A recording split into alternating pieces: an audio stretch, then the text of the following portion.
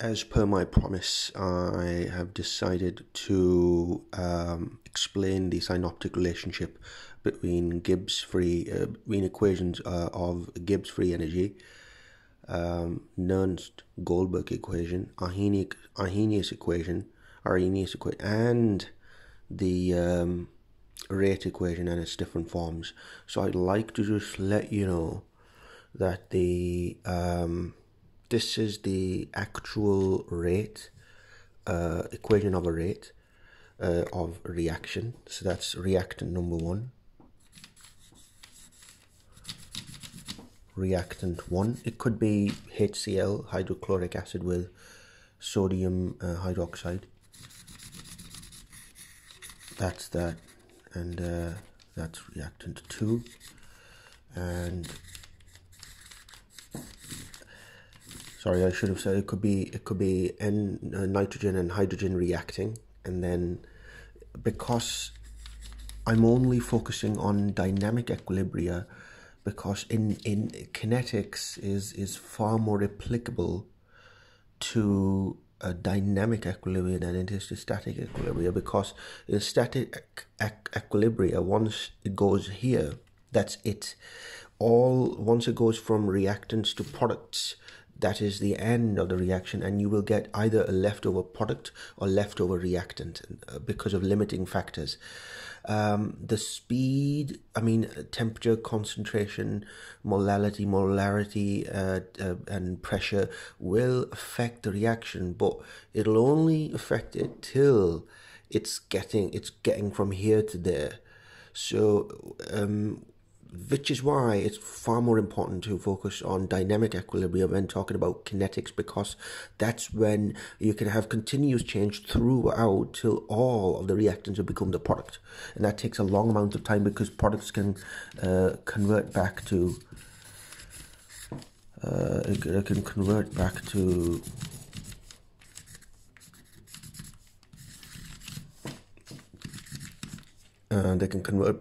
reactants. Now, I've just put Pn here. People with mathematics knowledge will understand P means like if there are more than 2, then you can just put N here rather than 3, 4, 5, and 6.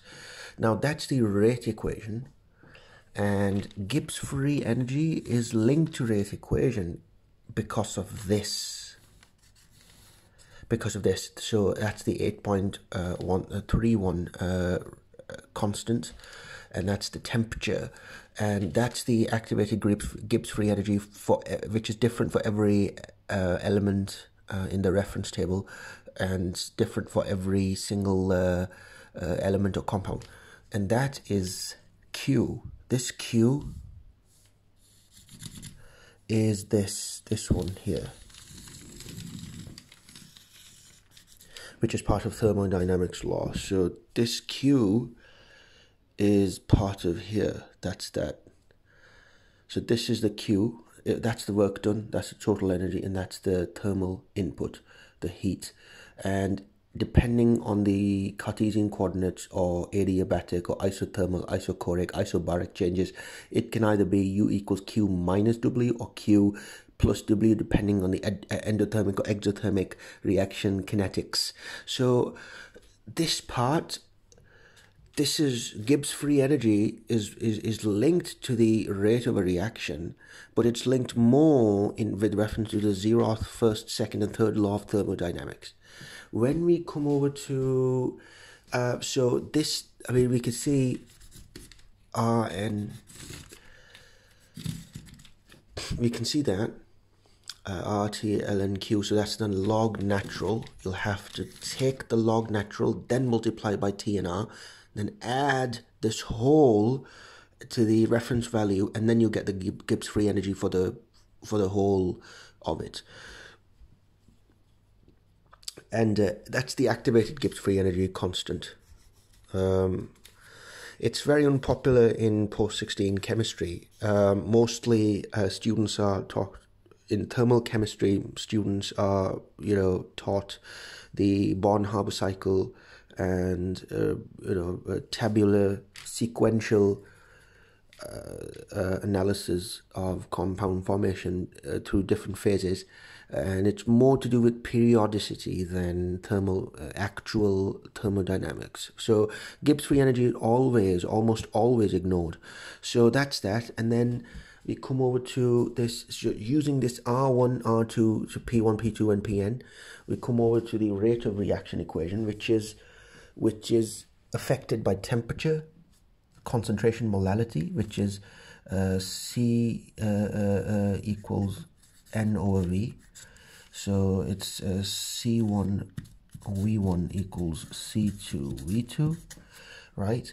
And it's affected by the surface area of the reactant and product, the phase, i.e. the state of matter of the products and reactants, the area, the concentration, the temperature, and also one more thing is pressure in pascals, newtons per meter squared. So they could be summated in this equation.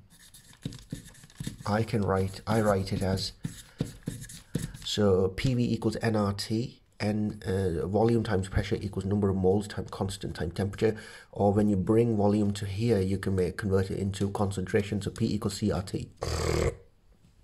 So this is what the rate equation. Now, as you may have seen in the Nernst-Goldberg scenario,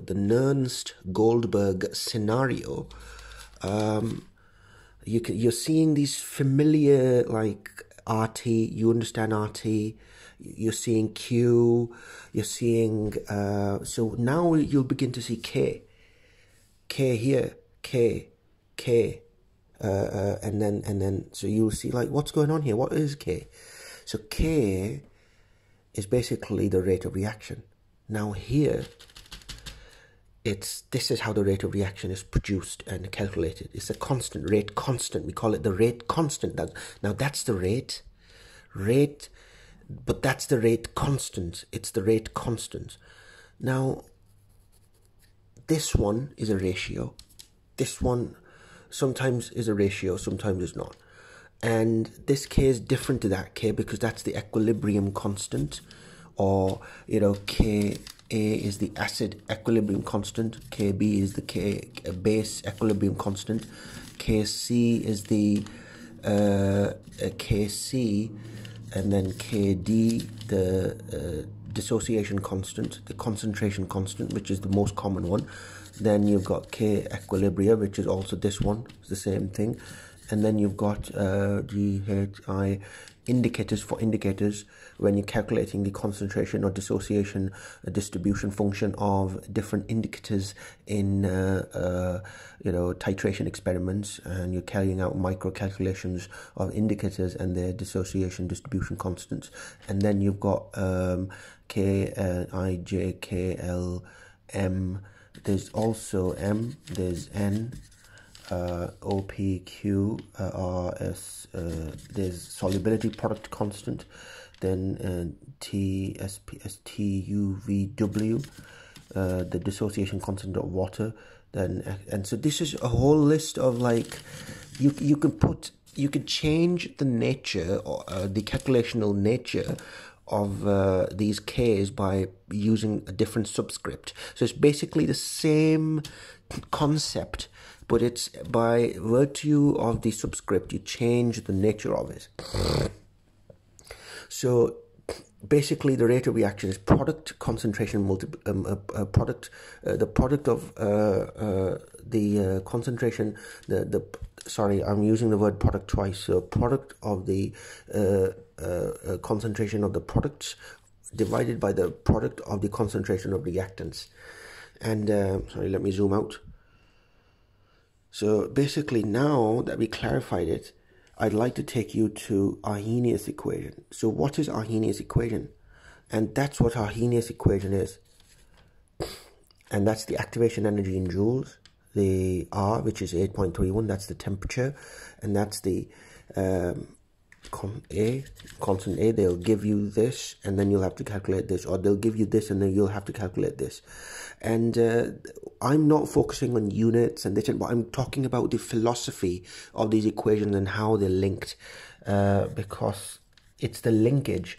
I mean, you all know what units these are. You know, some of them are moles squared per dm to the power minus 6. Some of them are molality squared, some of them are molality divided by time, some are molality squared divided by time squared. So again, the units are pretty much the same, but what you have to focus on is are these factors and how they're philosophically linked.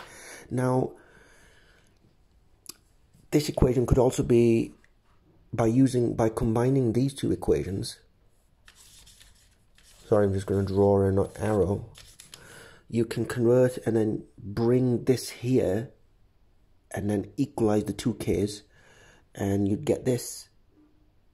So exponent minus EA, inverse R, inverse temperature. So again, what you need to realize is that PV equals nRT, P equals CRT, R equals K power. So that's the power. The X is the so X in this case would be, so if you've got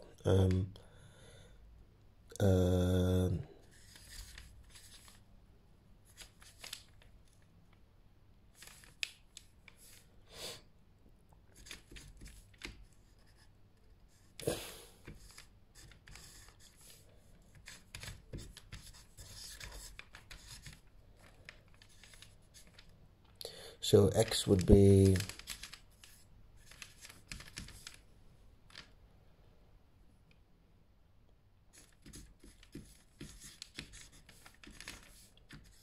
squared divided by, that's the partial pressure. So there's also another one called partial pressure. So we would do partial pressure, and that would be, so that would be that. So this power, this mole becomes the power. Mole here becomes the exponent. This becomes the exponent, but this doesn't change. This goes here. So that becomes the moles become the exponent. And in this case, it would be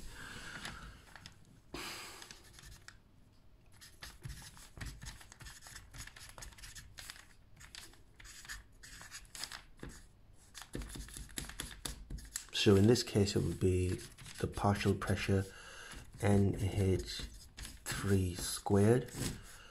Actually, it has to be a square bracket, so my apologies. And then it has to be, and then, so that's that.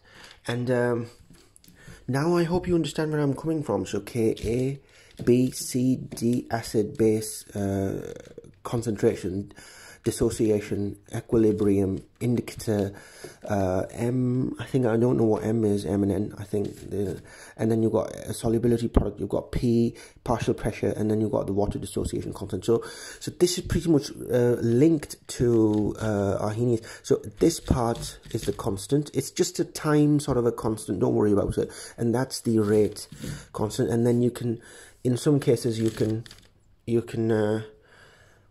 sorry, I should have used a different coloured marker. Bear with me, please.